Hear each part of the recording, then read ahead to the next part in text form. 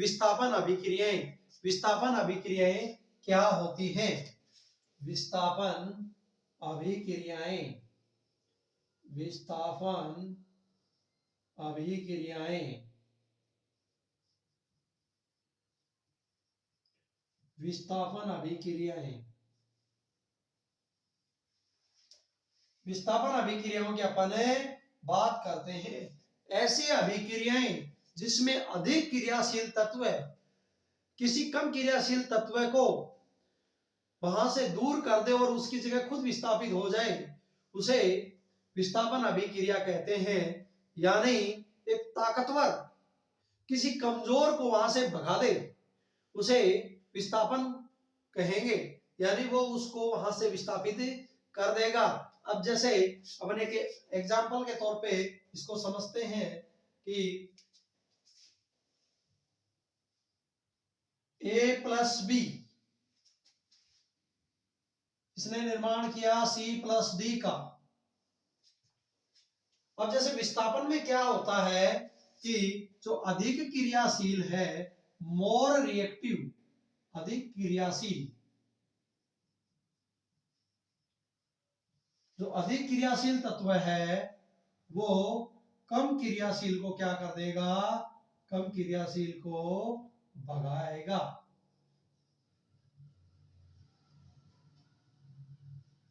कम क्रियाशील तत्व को हटा देगा, उसको क्या कहेंगे? विस्थापन अभिक्रिया।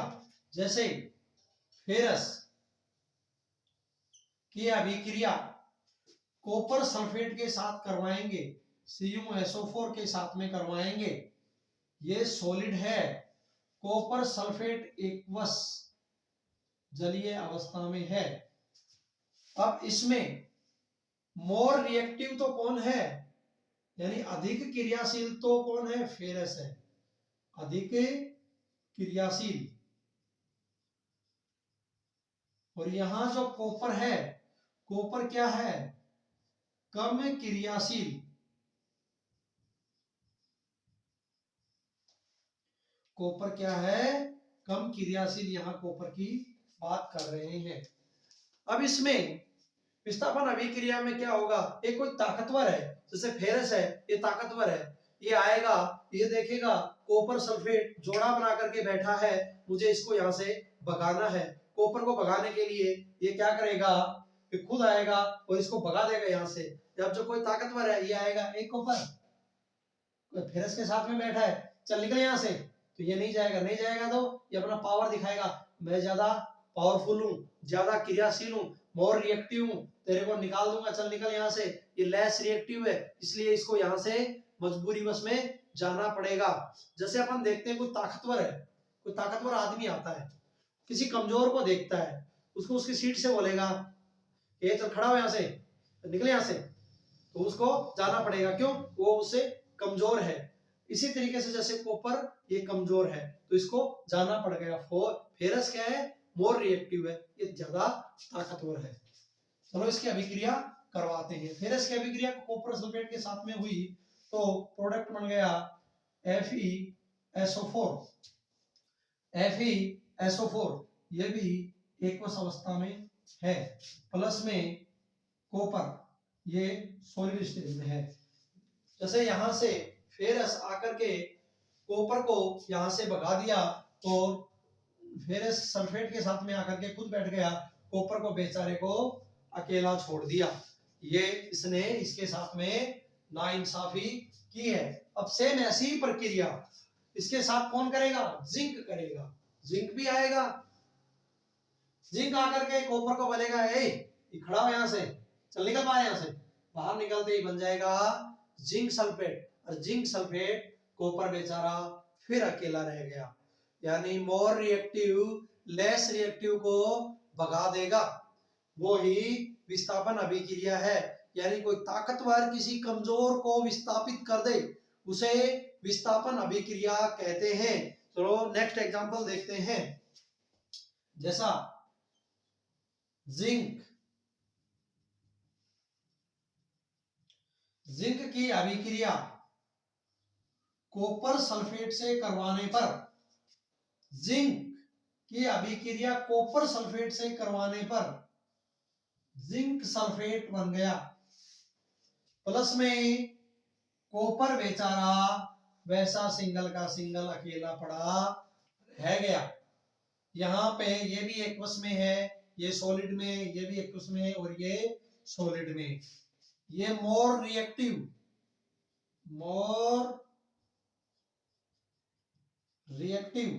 यानी अधिक क्रियाशील, कॉपर बेचारा लेस रिएक्टिव,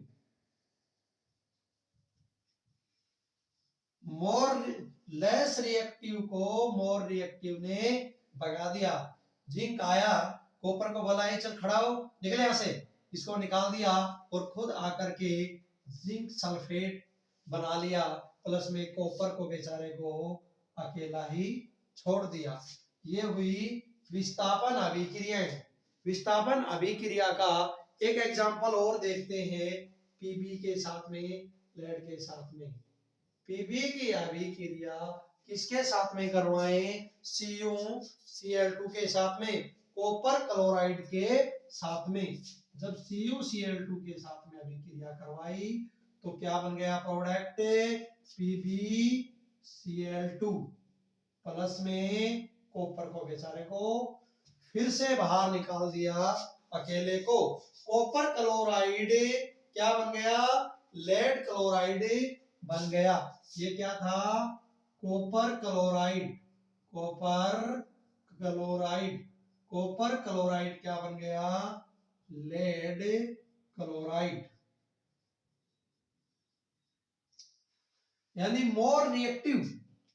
ये क्या है? अधिक क्रियाशील, मोर रिएक्टिव। मोर रिएक्टिव किसको भगा देगा? लेस रिएक्टिव को। ये ज्यादा ताकतवर इस कम ताकतवर को यहां से विस्थापित कर देगा, इसे कहेंगे विस्थापन अभिक्रिया। ऐसा ही यहाँ पे जिंक ने कॉपर को भगा करके किया, ऐसा ही फेरस ने कॉपर को भगा करके किया। चलो विस्थापन अभिक्रिया को एक आसान भाषा में समझते हैं। एक कोई हट्टा कट्टा और एक भारी इंसान आता है और कुर्सी क्या है? एक है, यानी चेयर एक है और कैंडिडेट दो है। उसके ऊपर पहले कमजोर दुबला पतला आदमी बैठा है, भारी आता है, वो आकर कहता है भाई यहाँ से दूर हो जाओ, वो नहीं होगा, वो अपना पावर दिखाएगा, उसको बोलेंगे ए चल खड़ा हो, तो निकल यहाँ से, उसको निकाल देगा और खुद वहां बैठ जाएगा। यानी अधिक ताकतवर आदमी कमजोर को भगा दिया, यानी उसको उसने क्या कर दिया? विस्थापित कर दिया। इसे ही कहेंगे विस्थापन अभिक्रिया। यानी मोर रिएक्टिव लेस रिएक्टिव को वहां से रिमूव करके खुद ऐड हो जाए, उसे विस्थापन अभिक्रिया कहते हैं। यानी अधिक क्रियाशील तत्व है, कम क्रियाशील तत्व को हटा देगा। कम क्रियाशील तत्व को क्या करेगा? हटा देगा। अधिक क्रियाशील तत्व, इसे विस्थापन अभिक्रिया कहते हैं। चलो आप इसको नोट कर सकते हैं या इसका स्क्रीनशॉट ले सकते हैं। आपने अगर इसको नोट कर लिया हो या फिर स्क्रीनशॉट ले लिया हो तो नेक्स्ट पॉइंट के बारे में बात करते हैं। द्विवीय विस्थापन अभिक्रियाएं। द्विवीय विस्थापन अभिक्रियाएं क्या होती हैं?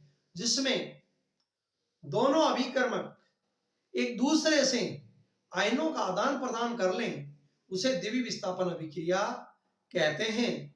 यानी दोनों अभिकारक या दोनों अभिकर्मक A+B दोनों एक दूसरे में आयनों का आदान प्रदान कर ले कि मेरे पास जो है वो तू ले ले और तेरे पास जो है वो मुझे दे दे। दोनों एक दूसरे में आदान प्रदान या अदला बदली कर ले, उसे द्विवीय विस्थापन अभिक्रिया कहेंगे। द्विवीय यानी दोनों, विस्थापन आपस में आदान प्रदान कर ले, उसे द्विवीय विस्थापन अभिक्रिया कहते हैं। चलो द्विवीय विस्थापन अभिक्रिया का डिस्कशन करते हैं।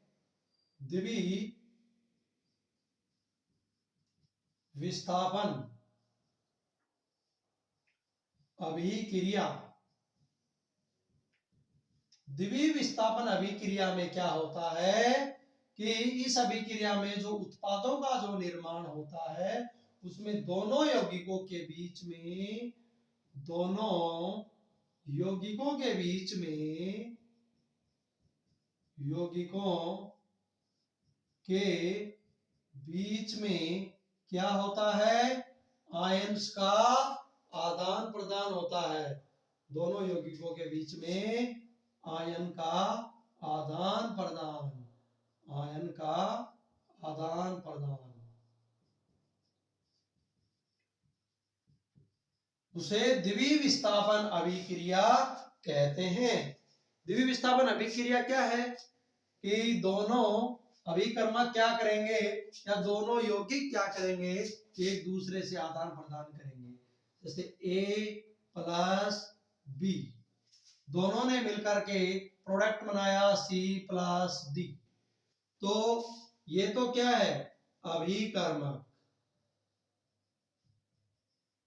ये भी क्या है? ये दोनों अभिकर्मक। ये दोनों क्या है? उत्पाद। तो ये दोनों क्या करेंगे? अपने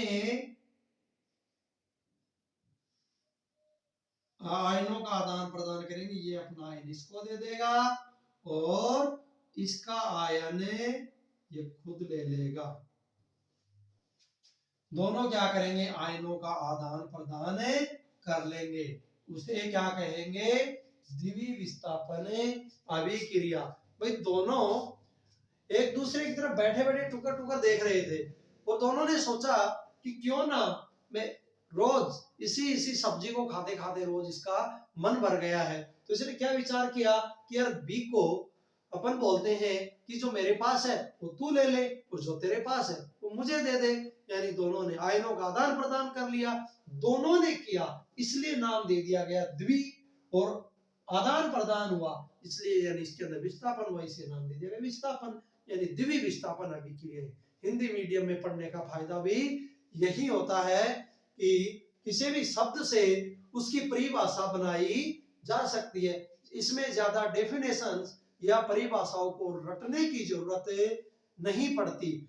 समझने से ही वो डेफिनेशन या वो परिभाषाएं याद हो जाती हैं और उससे के द्वारा जो एग्जाम्पल है उनको भी आसानी से याद किया जा सकता है। चलो इसकी द्वितीय विस्थापन अभिक्रिया की रासायनिक अभिक्रिया लिखते हैं। Sodium sulphate, sodium sulphate Na2SO4, Na2SO4, ये क्या है? Sodium sulphate, sodium sulphate. इसकी अभिक्रिया बेरियम क्लोराइड के साथ में करवाएंगे, BaCl2 के साथ। BaCl2 किसके साथ में? बेरियम क्लोराइड के साथ में। बेरियम क्लोराइड, बेरियम क्लोराइड के साथ अभिक्रिया करवाने पर क्या बनेगा प्रोडक्ट? BaSO4। यानी इसमें Na2 अलग है, SO4 अलग है, Ba अलग है, Cl2 अलग है। दोनों आपस में आयनों का आदान प्रदान करेंगे। सोडियम इस क्लोराइड की तरफ देखेगा टुकर टुकर और इसको बोलेगा, जैसे इसके पास ये पॉजिटिव नेगेटिव पॉजिटिव नेगेटिव, यानी ये आयन कौन सा है? पॉजिटिव, ये है नेगेटिव, ये भी है पॉजिटिव, ये है नेगेटिव। अरे आपको भली भांति पता है कि पॉजिटिव नेगेटिव को अट्रैक्ट करता है और नेगेटिव पॉजिटिव की तरफ अट्रैक्ट होता है। जैसे सोडियम पॉजिटिव है तो वो क्लोराइड की तरफ है, टुकर टुकर देख रहा है कि मैं क्लोराइड के पास में चला जाऊं या फिर उसे अपने पास बुला लूं, हम दोनों मिलकर के एक यौगिक का निर्माण कर लें, यानी पॉजिटिव नेगेटिव दोनों मिलेंगे। इसी तरीके से बेरियम देख रहा है कि मैं सल्फेट के पास चला जाऊं या सल्फेट को मेरे पास बुला लूं, मैं पॉजिटिव वो नेगेटिव दोनों एक दूसरे के साथ में कॉम्बिनेशन बना करके एक कंपाउंड का निर्माण कर लें। क्योंकि इन दोनों को साथ रहते काफी दिन हो गए, इनको भी साथ रहते काफी, तो इन दोनों के आपस में झगड़ा हो गया, इन दोनों ने आयनों का आदान प्रदान किया और नया प्रोडक्ट बना लिया। जैसे कि Na2 किसके पास में जाएगा? क्लोराइड के पास में, Ba जो बेरियम है ये किसके पास में जाएगा, SO4 के पास में। तो सबसे पहले Ba इसके पास में गया तो BaSO4 प्रोडक्ट बन गया बेरियम सल्फेट।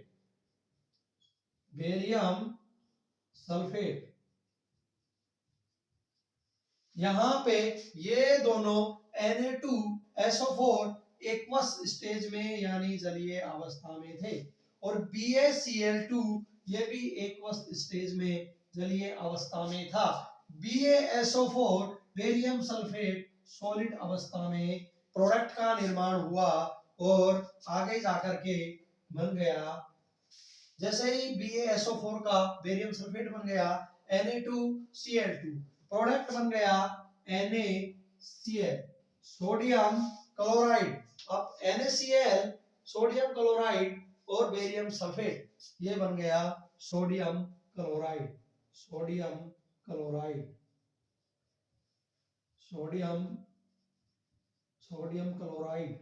अपने को प्रोडक्ट मिल गया। अब दोनों को बैलेंस करके देख लेते हैं। जैसे यहां पे हमने देखा सोडियम कितने हैं, 2, SO4 कितने हैं, 1। ये माइनस में होता है, नेगेटिव में, या प्लस में होता है, ठीक।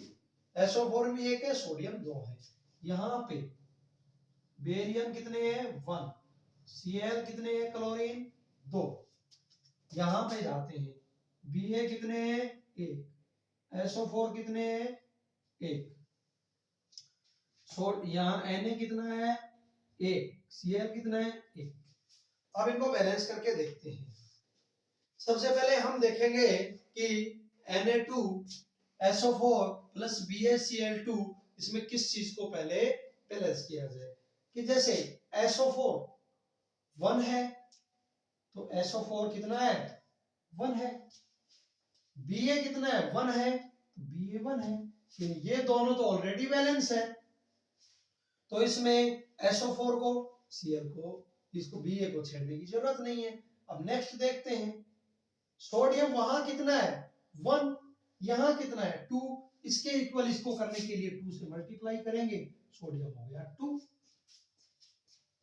ये भी बैलेंस। अब क्लोरीन यहाँ कितना है, 2, इसको बैलेंस करने के लिए यहाँ भी कितने से, 2 से मल्टीप्लाई करेंगे, हो गया 2, यानी यहाँ 2 लगा देता हूं।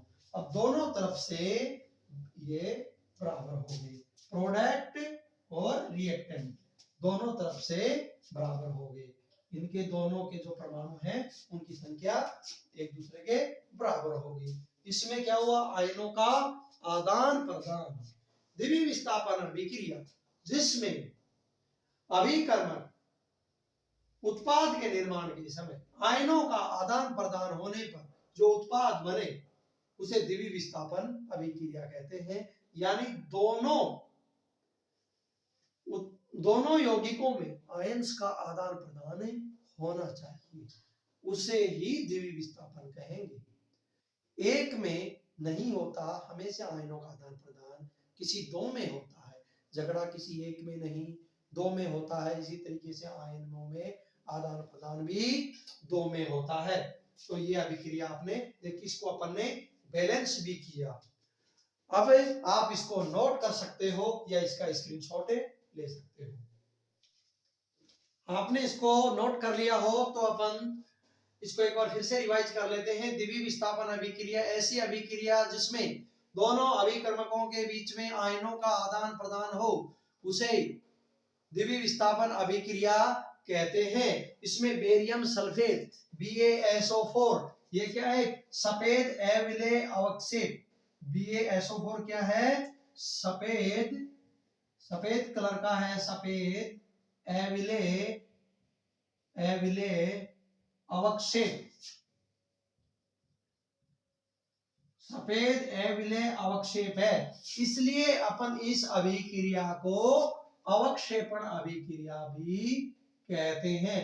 अवक्षेपण अभिक्रिया भी कहते हैं। बेरियम सल्फेट सफेद अविलेय अवक्षेप है, जो किसी में मिलता नहीं है, सफेद कलर का है, एक अवक्षेप है, इसलिए अपन ने इसको अवक्षेपण अभिक्रिया का नाम दे दिया।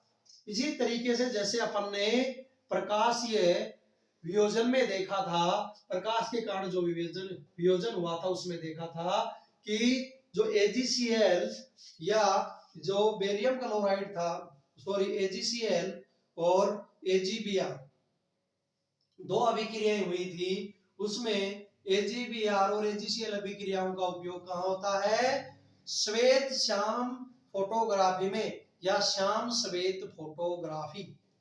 जो AgCl और AgBr, ये AgCl2 और AgBr2 की जो अभिक्रियाएं हुई थी, इन अभिक्रियाओं का उपयोग कहाँ होता है? उपयोग जनरली श्याम श्वेत फोटोग्राफी में, श्याम श्वेत फोटोग्राफी, इसका उपयोग श्याम श्वेत फोटोग्राफी में होता है।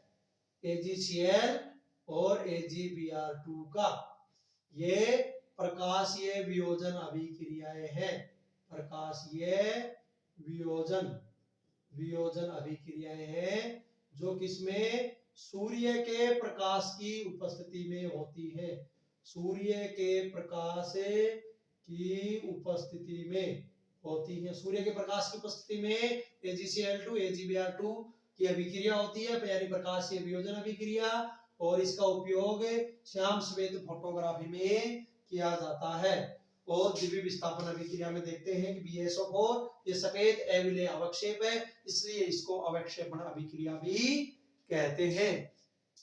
आप इसको नोट कर सकते हैं।